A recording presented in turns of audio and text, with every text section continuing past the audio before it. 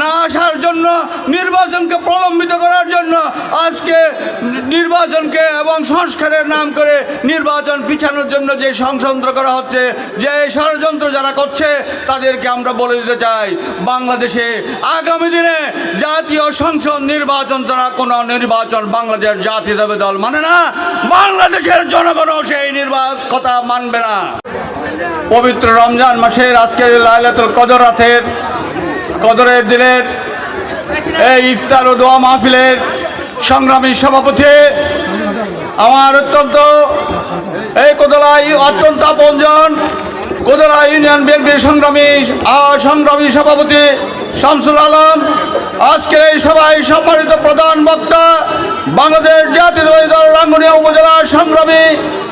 আহ্বায়ক অধ্যাপক কুতুবুদ্দিন বাহার, আজকের এই সভায় বিশেষ অতিথি বাংলাদেশ জাতীয়তাবাদী দল চট্টগ্রাম উত্তর জেলার সংগ্রামী সদস্য সাবেক যুগ্ম সম্পাদক এবং রাঙ্গুনিয়া বিএনপির সাবেক সাধারণ সম্পাদক অধ্যাপক আজম খান, বিশেষ অতিথি রাঙ্গুনিয়া উপজেলা বিএনপির সংগ্রামী সদস্য সচিব সাবেক উপজেলা চেয়ারম্যান আবু আহমেদ হাসনাত, রাঙ্গুনিয়া উপজেলা বিএনপির সংগ্রামী যুগ্ম আহ্বায়ক বৃন্দ এবং রাঙ্গুনিয়া উপজেলা বিএনপির চট্টগ্রাম উত্তর জেলা যুবদলের সংগ্রামী সাধারণ সম্পাদক এস এম মুরাদ চৌধুরী সহ উপস্থিত বিভিন্ন পর্যায়ের নেতৃবৃন্দ, সমবেত ভাইয়েরা, আসসালামু আলাইকুম। প্রিয় বন্ধু আমার, আজকে ইফতার সন্নিকট, তাই আমি বক্তব্য বেশি করতে চাই না। আমরা বলতে চাই যে বাংলাদেশ জাতীয়তাবাদী দল আজকে আমরা বিভিন্ন ইউনিয়নে ইফতার মাহফিলের মধ্য দিয়ে আমাদের দলীয় নেতা কর্মীদের সাথে আমরা শুভেচ্ছা বিনিময় করেছি, তৃণমূলের নেতৃবৃন্দদের সাথে। আমাদের দলের ভারপ্রাপ্ত চেয়ারম্যান এবারে জেলা এবং উপজেলা পর্যায়ে যে